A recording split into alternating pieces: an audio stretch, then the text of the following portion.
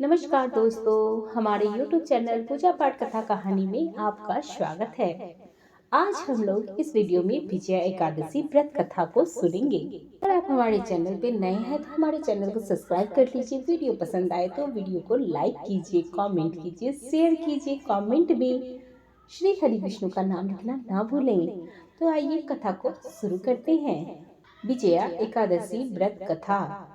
एकादशी व्रत का महात्म्य सुनने में धर्मराज युधिष्ठिर को अपार हर्ष की अनुभूति हो रही थी। मोक्ष प्राप्ति की इच्छा से धर्मराज युधिष्ठिर ने भगवान श्री कृष्ण से पूछा, वासुदेव, फागुन के कृष्ण पक्ष में किस नाम की एकादशी होती है? कृपया करके बताइए। भगवान श्री कृष्ण बोले, युधिष्ठिर, एक बार नारद जी ने कमल के आसन पर विराजमान होने वाले श्री ब्रह्मा जी से प्रश्न किया, सूर्य श्रेष्ठ, फागुन के कृष्ण पक्ष में जो विजया नाम की एकादशी होती है, कृपया करके उसके पुण्य का वर्णन कीजिए। तब ब्रह्मा जी ने कहा, नारद सुनो, मैं एक उत्तम कथा सुनाता हूँ जो समस्त पापों का नाश करने वाली है। यह व्रत बहुत ही प्राचीन, पवित्र और पाप नाशक है। यह विजया नाम की एकादशी राजाओं को विजय प्रदान करती है, इसमें बिल्कुल भी संदेह नहीं है। पूर्व समय की बात है, भगवान श्री राम जी 14 वर्ष के लिए वन में गए और वहां पंचवटी में सीता जी तथा लक्ष्मण जी के साथ रहने लगे। वहां रहते समय रावण ने चपलतावश विजयातमास की श्री राम जी की तपस्या विनी पत्नी सीता जी को हर लिया। उस दुख से श्री राम अत्यंत व्याकुल हो उठे। उस समय सीता जी की खोज करते हुए वे वन में घूमने लगे। कुछ दूर जाने पर उन्हें जटायु मिले, जिनकी आयु समाप्त हो चुकी थी। इसके बाद उन्होंने वन के भीतर कम्बंध नामक राक्षस का वध किया। फिर सुग्रीव के साथ उनकी मित्रता हुई। इसके बाद श्री राम जी के लिए बानरों की सेना एकत्रित हुई। हनुमान जी ने लंका में उद्यान में जाकर सीता जी का दर्शन किया और उन्हें श्री राम जी की चिन्ह स्वरूप मुद्रिका प्रदान की। यह उन्होंने महान पुरुषार्थ का काम किया था। वहां से लौटकर वे श्री राम जी से मिले और लंका का सारा समाचार उनसे बताया। हनुमान जी की बात सुनकर श्री राम ने सुग्रीव की अनुमति लेकर लंका को प्रस्थान करने का विचार किया और समुद्र के किनारे पहुंचकर उन्होंने लक्ष्मण से कहा, सुमित्रा नंदन, किस पुण्य से इस समुद्र को पार किया जा सकता है? यह अत्यंत अगाध और भयंकर जल जंतुओं से भरा हुआ है। मुझे ऐसा कोई उपाय नहीं दिखाई देता जिससे इसको सुगमता से पार किया जा सके। लक्ष्मण बोले, महाराज, आप ही आदि देव और पुराण पुरुषोत्तम हैं। आपसे क्या छुपा है? यहाँ द्वीप के भीतर बकदालिफ्य नामक मुनि रहते हैं। यहाँ से आधे योजन की दूरी पर उनका आश्रम है। भैया, उन प्राचीन मुनीश्वर के पास जाकर उन्हीं से इसका उपाय पूछिए। लक्ष्मण की यह अत्यंत सुंदर बात सुनकर श्री राम जी महामुनि के पास मिलने के लिए गए। वहां पहुंचकर उन्होंने मस्तक झुकाकर मुनि को प्रणाम किया। मुनि उनको देखते ही पहचान गए। यह पुराण पुरुषोत्तम श्री राम जी हैं, जो किसी कारणवश हमारे यहाँ मानव शरीर में अवतरित हुए हैं। उनके आने से महर्षि को बड़ी प्रसन्नता हुई। उन्होंने पूछा, श्री राम, आपका यहाँ कैसे आना हुआ? तब श्री राम बोले, महर्षि, आपकी कृपा से राक्षसों सहित लंका को जीतने के लिए सेना के साथ मैं समुद्र के किनारे आया हुआ हूँ। मुनि श्रेष्ठ, अब जिस प्रकार समुद्र को पार किया जाए सके वह उपाय बताइए और मुझ पर कृपा कीजिए। तब उस मुनि ने कहा, श्री राम, फागुन के कृष्ण पक्ष में जो विजया नाम की एकादशी होती है, उसका व्रत करने से आपकी विजय निश्चित हो जाएगी। निश्चित ही आप अपनी बानर सेना के साथ विशाल समुद्र को पार कर लेंगे। राजा, अब इस व्रत की फलदायक विधि को भी सुनिए। दशमी का दिन आने पर एक कलश स्थापित करें। वह सोने, चांदी, तांबे अथवा मिट्टी का भी हो सकता है। उस कलश को जल से भरकर उसमें पल्लव डाल दें। उसके ऊपर भगवान नारायण के स्वर्णीय विग्रह की स्थापना करें। फिर एकादशी के दिन प्रातःकाल स्नान करें, कलश को पुनः स्थिरता पूर्वक स्थापित करें। माला, चंदन, सुपारी तथा नारियल आदि के द्वारा विशेष रूप से उसका पूजन करें। कलश के ऊपर सप्त धान्य और जौ रखें। गंध, धूप, दीप और तरह तरह के नैवेद्य से पूजन करें। कलश के सामने बैठकर वह सारा दिन उत्तम कथा, वार्ता आदि के द्वारा बिताएं और रात में भी जागरण करें। अखंड व्रत की सिद्धि के लिए घी का दीपक जलाएं। फिर द्वादशी के दिन सूर्योदय होने पर उस कलश को किसी जलाशय के समीप, नदी, झरने या पोखर के तट पर ले जाकर स्थापित करें और उसकी विधिवत पूजा करें। देव प्रतिमा सहित उस कलश को वेद देवता ब्रह्मा के लिए दान कर दें। महाराज, कलश के साथ ही और भी बड़े बड़े दान देने चाहिए। श्री राम, आप अपने युद्ध पतियों के साथ इसी विधि से प्रयत्न पूर्वक विजया एकादशी का व्रत कीजिए, इससे आपको विजय की प्राप्ति होगी। ब्रह्मा जी कहते हैं, नारद यह सुनकर श्री रामचंद्र जी ने मुनि से के कहे अनुसार उस समय विजया एकादशी का व्रत किया। उस व्रत के करने से श्री रामचंद्र जी विजय हुए। उन्होंने युद्ध में रावण को मारा, लंका पर विजय पाई और सीता जी को प्राप्त किया। ब्रह्मा जी ने नारद जी से कहा, बेटा, जो मनुष्य इस विधि से व्रत करते हैं उन्हें इस लोक में विजय प्राप्त होती है और उनका परलोक भी अक्षय बन जाता है। भगवान श्री कृष्ण कहते हैं, युधिष्ठिर महाराज, इस कारण विजया एकादशी का व्रत करना चाहिए। इस प्रसंग को पढ़ने सुनने से 1000 वाजपेयी यज्ञ का फल मिलता है। प्रिय दोस्तों, एकादशी के दिन तुलसी जी की पूजा भी अवश्य करनी चाहिए, क्योंकि एकादशी के दिन की गई पूजा से भगवान विष्णु अपने भक्तों की सभी मनोकामनाएं पूर्ण करते हैं और उनके जीवन के सभी दुख हर लेते हैं। आज के दिन जो भी भक्त सच्चे मन से भगवान विष्णु के साथ ही तुलसी माता की कथा भी पढ़ता है अथवा सुनता है, उनके घर में सदा सुख समृद्धि के भंडार भरे रहते हैं। अब आइए दूसरी कथा सुनते हैं। अब आप सुनिए 11 माता की कथा। एक बार एक राज्य में एक राजा राज्य करता था। राजा बहुत ही बुद्धिमान और बलशाली था। राजा सदैव अपनी प्रजा का बहुत अच्छे से ध्यान रखता था। प्रजा भी अपने राजा को बहुत पसंद करती थी। राजा की 2 बेटियां थी। राजा अपनी दोनों बेटियों के साथ बहुत प्रेम से रहते थे। राजा की छोटी बेटी देखने में बहुत सुंदर और आकर्षित थी और राजा की बड़ी बेटी छोटी बेटी के मुकाबले थोड़ा कम सुंदर थी। राजा की छोटी बेटी 11 माता की पूजा किया करती थी और सभी लोग राजा की छोटी बेटी से बहुत प्रेम करते थे और बहुत प्रशंसा किया करते थे।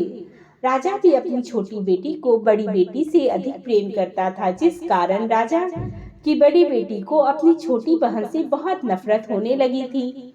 राजा की दोनों बेटियां जब बड़ी हो गई, तब एक पड़ोसी राज्य में रहने वाले राजकुमार राजा की बड़ी बेटी के लिए रिश्ता लेकर आया। लेकिन जैसे ही उस राजकुमार की नजर राजा की छोटी बेटी पर पड़ी, तो वह राजकुमार राजा की छोटी बेटी पर मोहित हो गया और उससे पहले नजर में प्रेम कर बैठा।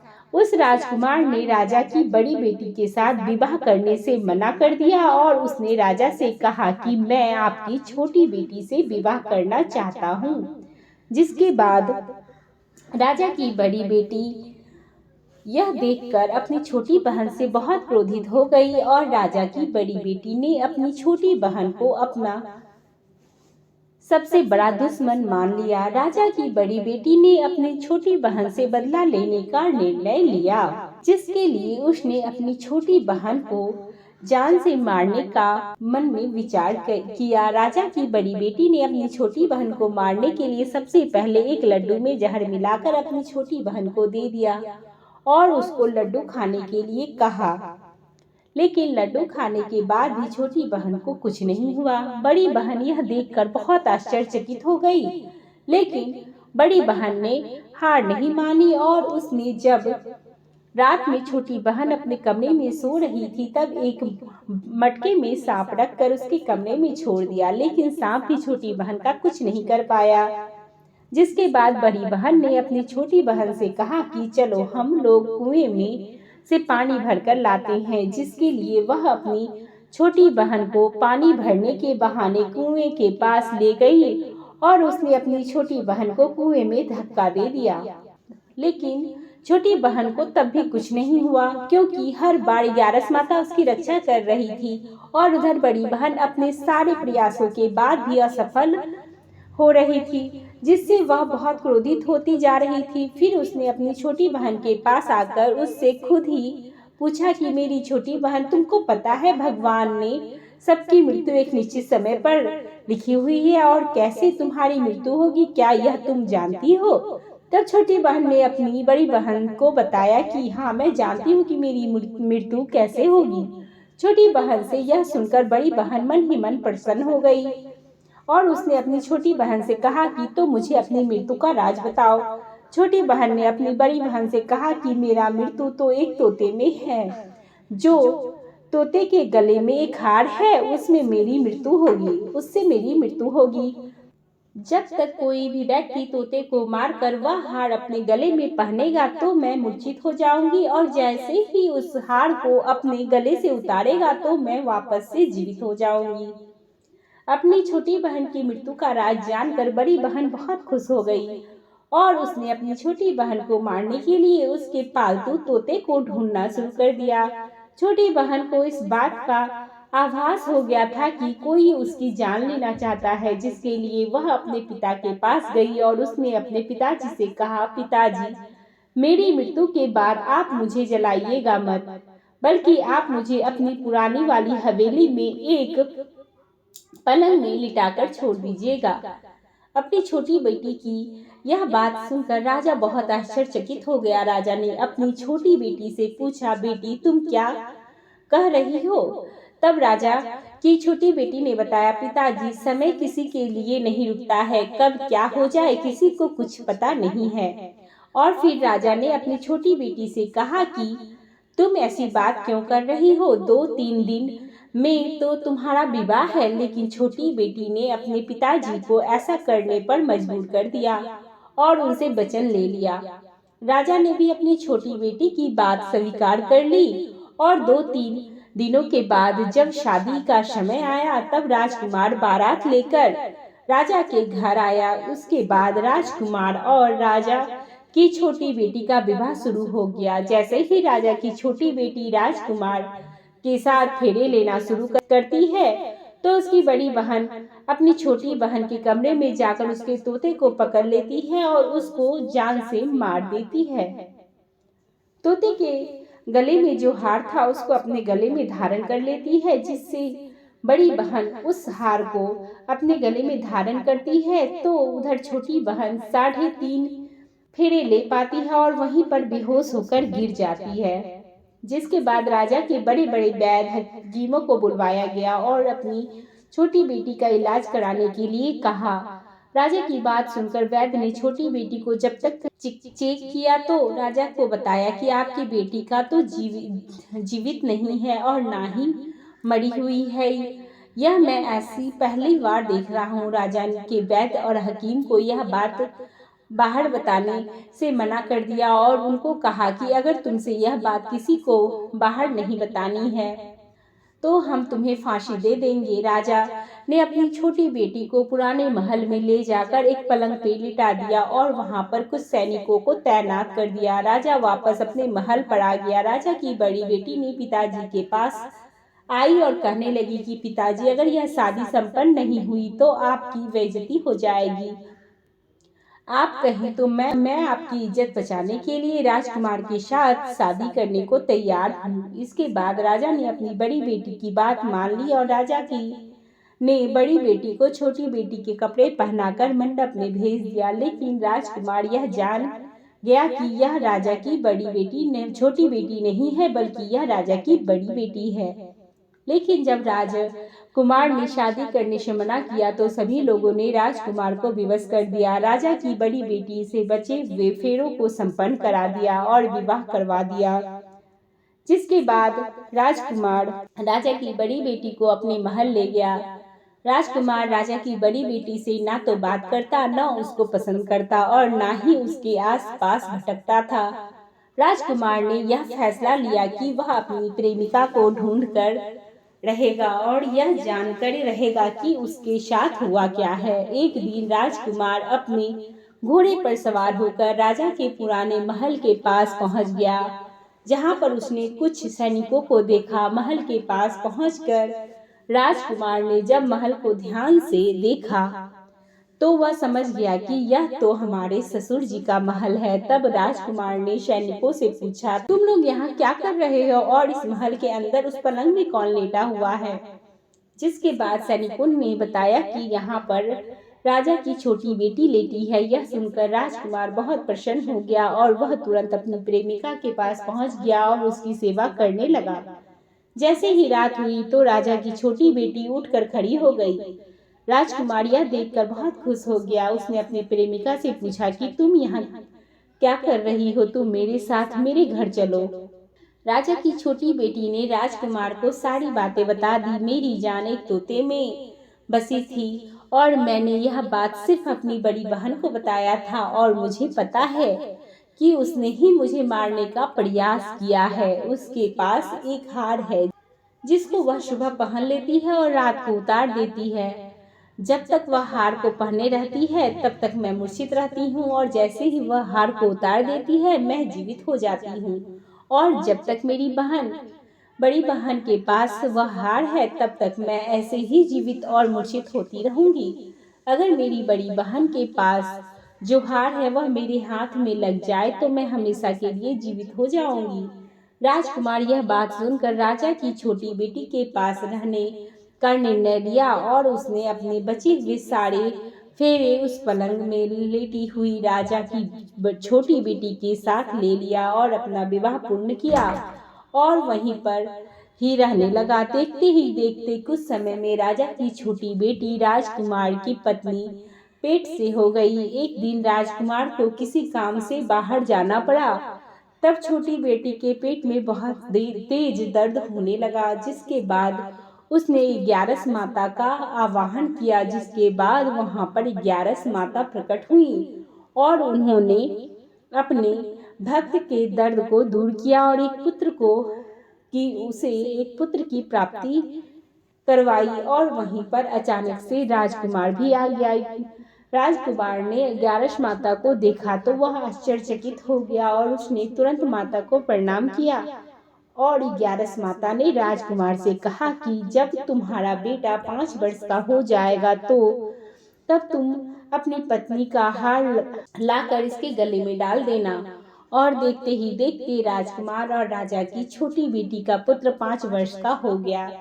तो राजकुमार अपने बेटे से कहता है कि बेटा मैं कुछ काम से बाहर जा रहा हूँ, तुम अपनी माता का ध्यान रखना। और वहाँ से चला जाता है।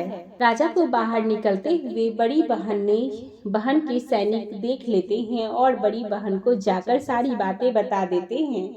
जिसके बाद बड़ी बहन अपनी छोटी बहन के पुत्र को वहां से उठवा लेती है और उसको मरवा देती है। छोटे बेटी के पुत्र के 2 टुकड़े करवा देती है। पहला टुकड़ा चक्की के पास छुपा देती है और दूसरा टुकड़ा अपनी पलंग के नीचे रख देती है। अब 11 माता भिखारी का रूप लेकर आती है। एक भिखारी का रूप रखकर बड़ी बहन के पास चली जाती है। जिसके बाद वहां पर भिक्षा मांगने लगती हैं। बड़ी बहन अपने नौकरों से कहती है कि जाकर भिक्षा दे दो, लेकिन जैसे ही नौकर 11 माता को भिक्षा देने के लिए आते हैं तो माता उन्हें मना कर देती है और कहती है कि मैं तुम्हारी महारानी से ही भिक्षा लूंगी। जिसके बाद बड़ी बहन स्वयं ही भिक्षा देने के लिए माता के पास आती है। तब माता एक बिल्ली का रूप लेकर उसके कमरे में चली जाती है और वहां पर राजा की छोटी बेटी के पुत्र के 2 टुकड़ों को आपस में जोड़ देती है और उसे जीवित कर देती है। उसके बाद उसे वहां से ले आती है। राजकुमार अपने बेटे को लेकर अपनी पत्नी के पास जाता है और उससे कहता है कि तुम इसका ध्यान रखना। अगर तुम इस बच्चे का अच्छे से ध्यान रखोगी तो मैं तुमसे बात करूंगा।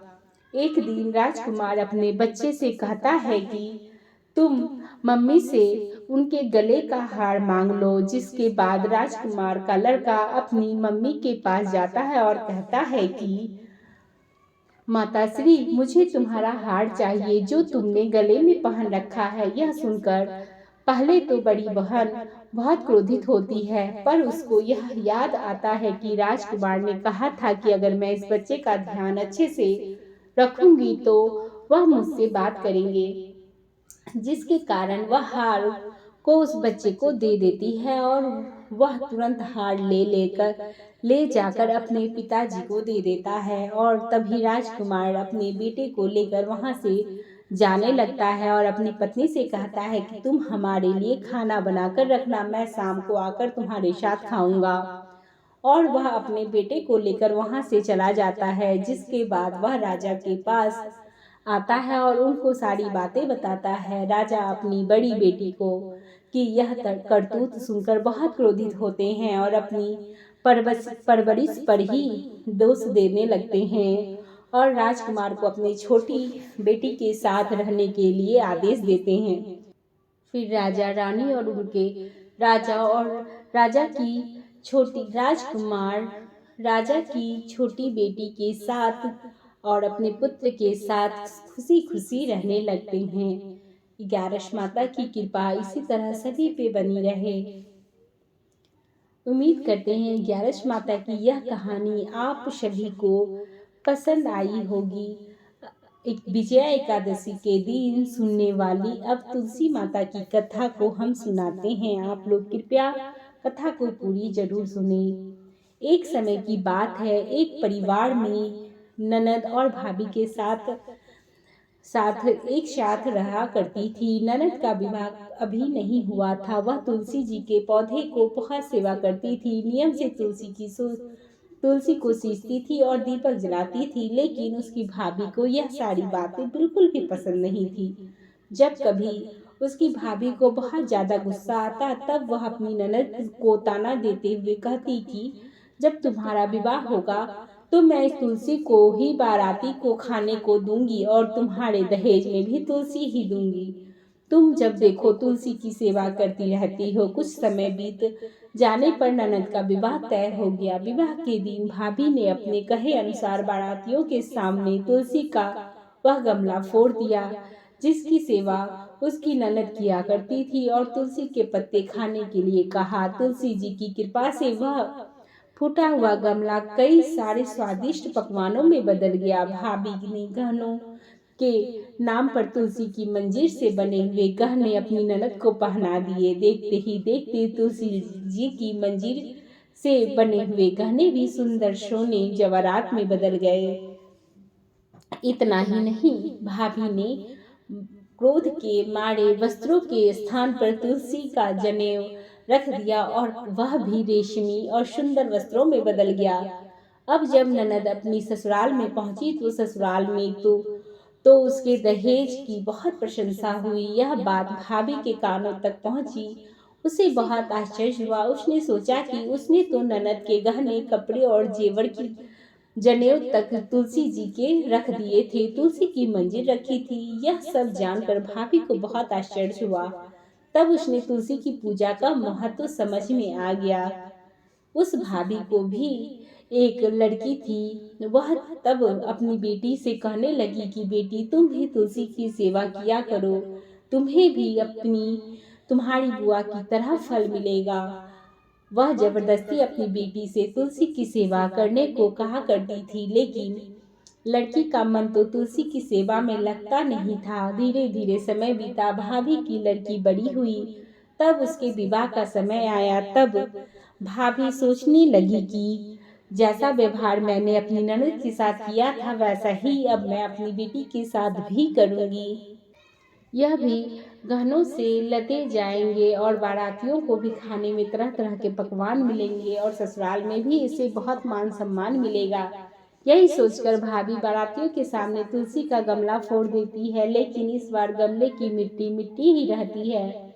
मंजीर और पत्ते भी अपने ही रूप में रहते हैं। जनेऊ जनेऊ ने भी अपना रूप नहीं बदला। और जब भाभी ने सभी बारातियों को खाने में तुलसी के पत्ते दिए तो यह देखकर सभी लोग बाराती भी भाभी की बुराई करने लगे। भाभी ने लालच में आकर अपनी बेटी के दहेज में भी तुलसी के पत्ते और मंजीर आदि रख दिए थे। जब बेटी अपने ससुराल पहुंची तो वहां पर भी उसकी बहुत बुराई हुई। भाभी गुस्से के मारे कभी भी अपनी ननद को नहीं बुलाती थी। एक दिन भाई ने सोचा कि मेरी पत्नी तो मेरी बहन को बुलाती नहीं है, क्यों ना मैं ही अपनी बहन से मिलकर आऊं। यह सोचकर उसने अपनी पत्नी से कहा, कुछ उपहार अपनी बहन के लिए ले जाने की बात कही तो भाभी ने थैली में जवार भरकर रख दिया। यह लो और कुछ नहीं है, तुम यही लेकर जाओ। तब भाई बहुत दुखी मन से अपनी बहन के पास चल दिया। रास्ते में वह सोच रहा था कि भाई भला अपनी बहन के घर ज्वार कैसे लेकर जा सकता है। यही सोचकर वह गौशाले के पास रुक गया और ज्वार का वह थैला उसने एक गाय के सामने पलट दिया। तभी एक ग्वाले ने यह सब देख लिया। तब ग्वाले ने कहा, भाई से कहा कि अरे आप गाय के सामने यह हीरे मोती और सोने क्यों डाल रहे हैं, इसे तो घास डालने होते हैं। तब भाई ने देखा तो वह हैरान रह गया। फिर भाई ने ग्वाले की सारी बात बताई और धन लेकर खुशी खुशी अपनी बहन के घर चल दिया।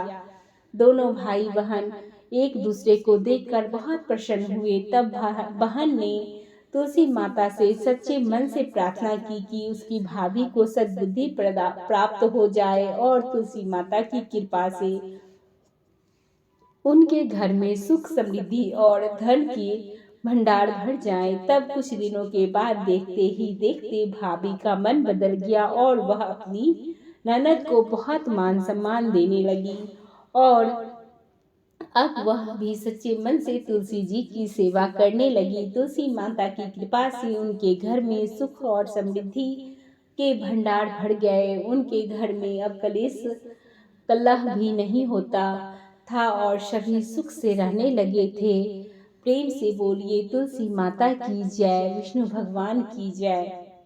अगर वीडियो पसंद आए तो हमारे चैनल को सब्सक्राइब करना ना भूलें। कमेंट करें, शेयर करें, कमेंट में विष्णु भगवान की जय जरूर लिखें। अभी तक हमारे वीडियो पर बने रहने के लिए आप सभी का धन्यवाद।